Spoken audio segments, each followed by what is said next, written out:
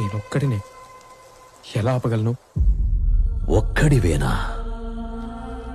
అరికాలు విదిలించి మహాసముద్రాన్ని లంఘించినవాడు.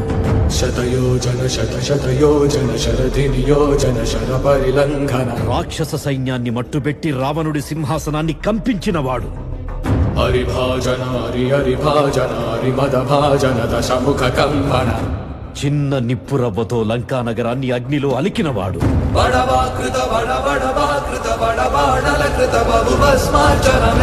త్రేతాయుగంలో రాముడి నీడయ్యాడు.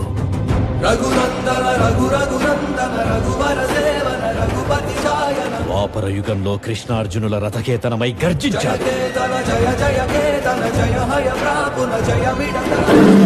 కలియుగంలో ధర్మం కోసం పోరాడే ప్రతి ఒక్కరి వెంట ఉన్నాడు. నీ వెంట ఉన్నాడు. ధర్మ కర్మ నిర్వహణ కోరిన దర్భ కూడా దుర్జయ సమమౌనని చాటిన నాటి పురాణ ప్రబోధం నలు చరగులుగా.